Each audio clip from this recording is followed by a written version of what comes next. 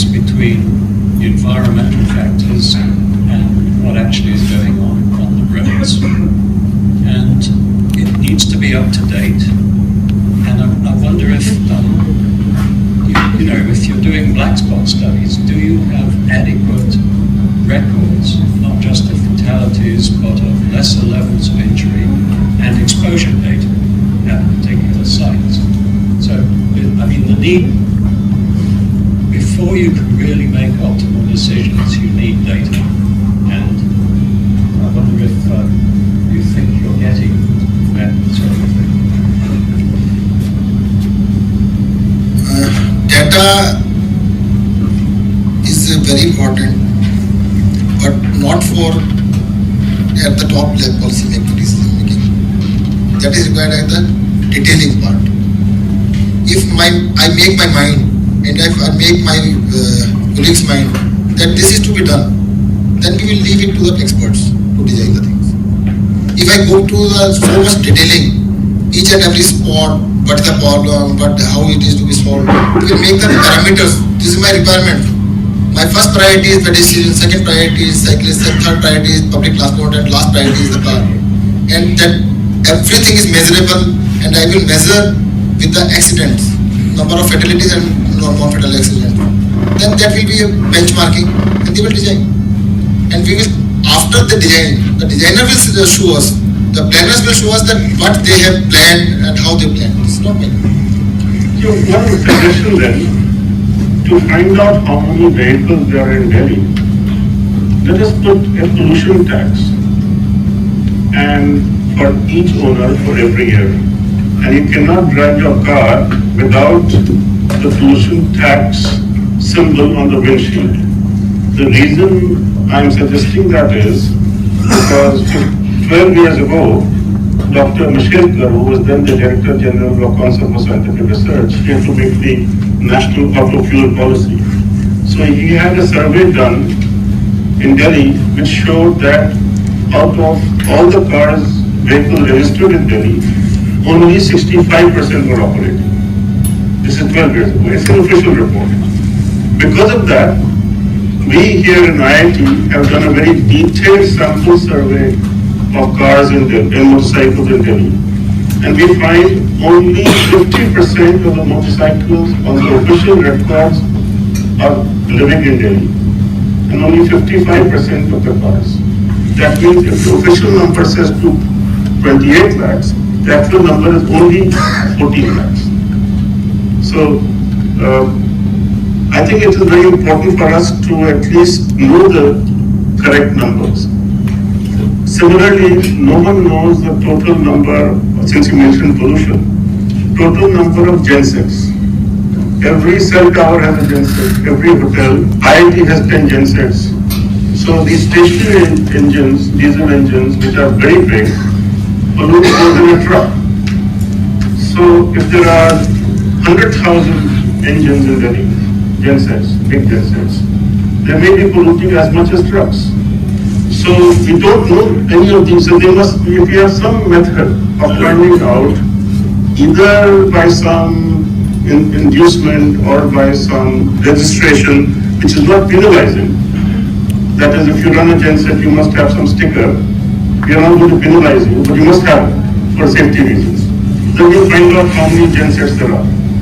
And so, because I think from the few studies, and the Kanpur study should be coming soon, for pollution in Delhi, the traffic may be only 30%, 25% of PM 2.5. For NOx, it will be more.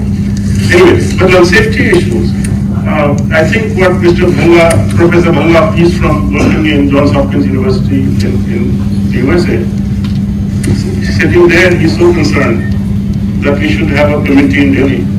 So maybe we could think from this meeting, take a decision to have some meeting under, some committee under your guidance of professionals.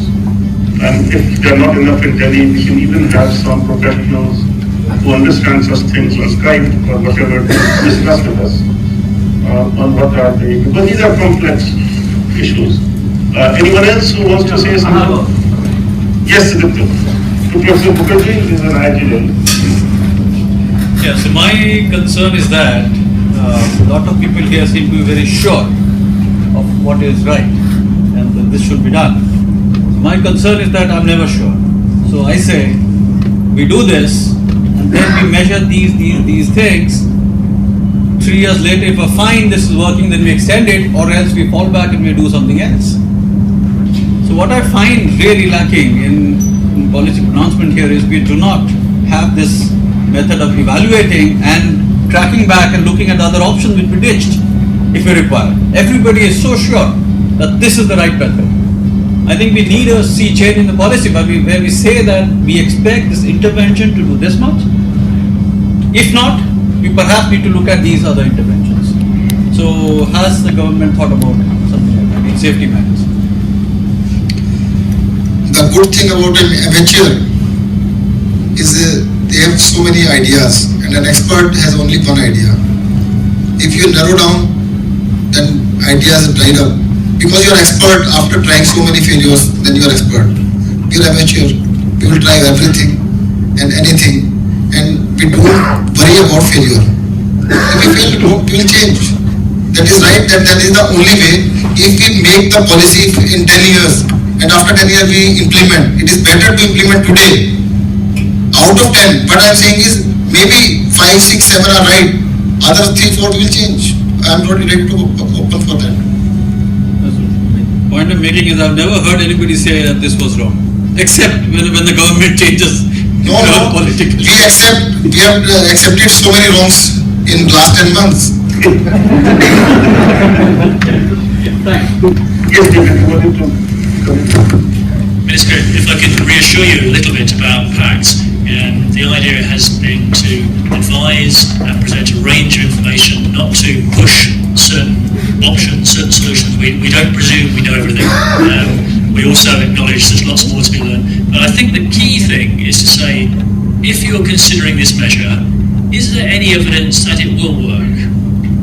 Because there are lots of things which have been proven to work. In the UK, we talk about graduated driver licensing for young drivers, and we know that has been proven in other countries to work. So we're quite keen on that policy. We're not so keen on some of the other policies which people just hope will work. So I think that's the thing. The idea of this organisation is not to lobby for specific measures hard. I think it's to present evidence, say this is known about, that's not known about, to question in a constructive way. Can I just ask one more thing though? I think everyone here liked your emphasis on pedestrians, and we absolutely agree. Walking, that is traffic. You talked about reducing speed limits on minor roads. How would you make that happen? Yes, I think, was that correct? You said you're going to reduce the speed limit on the minor roads. I say it's happening quite widely in UK, but you actually have to deliver. How you deliver the change is more. In Delhi, on smaller roads, there is hardly any speed. No need to slow down. Okay, On the bigger roads, we have to think in 2 different directions. Delhi is a city as well as a state. From Tikri border to Anandvihar border, that is 50-60 kilometers. And people are there, those who are crossing from this border to this border. We need some highways also within that city, and rest of the roads should be city roads. We should make distinction between the two things. In cities, I've seen, I've gone to London and Stockholm very recently. Compared to Delhi, they are very small in area, geographical area. We can use their ideas everywhere except if you have to go 30 kilometers, 40 kilometers and stretch. You have to make 5-6 arterial roads. They can be highways. Rest all should be like city roads. This is the only thing that I suggest. Actually, I think since Dr. Varghese talks to you sometimes, I have been looking at some data provided by him. Many people are getting hurt seriously in colony roads as pedestrians because motorcycles are going very fast. So then I suppose, I'm sure he can show you if you go to his ward, the number of people lying there who were hit outside their home in their own colony. So You have to think on how to stop motorcycles from going fast inside corridors and cars. Maybe 2,000 people get hurt every year inside their corridors and have hip fractures, knee fractures, and so on. I just saw a hand coming up. So yes, Deepti. Good afternoon. I'm Deepti, PhD scholar from IIT Delhi. My question is, given that the priority has to be given first to the pedestrians, then to the bicyclists, and then to the public transport, and almost all of us admire this thought. But I would like to know that what are your step-by-step plans to implement this kind of strategy in the city like Delhi? We have already identified 10 stretches of routes in Delhi. They are ranging from 18 meter wide to 60 meter wide, and given that these routes to designers, those who have already done in this field, and these 10 routes will be redesigned and implemented this all exercise in next 6 to 8 months. Then we will involve the public, because every change you need people participation. Without public participation, you will not go ahead. Popular demand is you widen the routes. What I am saying is, roads are wide enough, only things required is properly designed. We have to show them. We will involve the public representatives, local people, and then suddenly we will say that whosoever come to us, we will redesign first, turn by turn. And what I think is in the next 3 or 4 years, we will change all the roads. 10 stretches, their work is already started, and they are around 100 kilometers, more than 100 kilometers. 10% we will do in 6 months, and we are thinking in next 2 or 3 years we will redesign and implement all the roads in Delhi. Yes, sir. Can you give a mic here?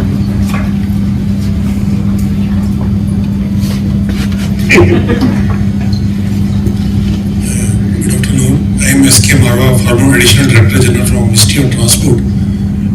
This step of the government for even number and odd number is welcomed, and I think this is a very timely thing which is required, because the same thing was adopted in Lagos in 1980. So even number and odd number cars were there to discourage the thing. But the question is coming, where the car owner will go. Naturally he is to shift the mode. The one possibility could be sharing of the car, That is one possibility. Or somebody, there may be a lot of resentment also.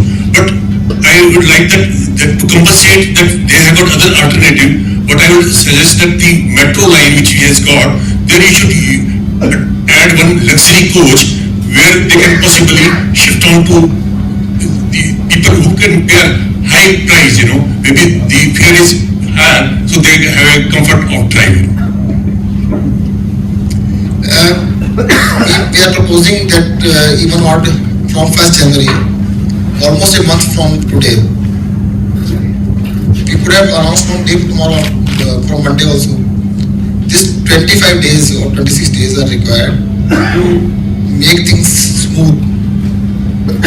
We are going to increase the trips of DT's buses. We are asking Metro to increase their frequency, extend metro timings. Even there are 18,000 buses in Delhi. They are registered as contract carriers, used for school buses, and for some they are used 2 to 4 hours in a day. Otherwise, they are standing. We are meeting with the operators. How can we use these buses? This 1 month we will use to enhance the public transport capacity. This is emergency measures, and in emergency you have to take emergency measures. And what I think is, if you have short time, you do better. If you have plenty of time, there is laxity. So this 1 month we will use how to use good ideas, and we will go for sharing of private vehicles also. There are people that some blah blah app and some apps are there. We are meeting tomorrow also. That people, if a car is going, in Delhi,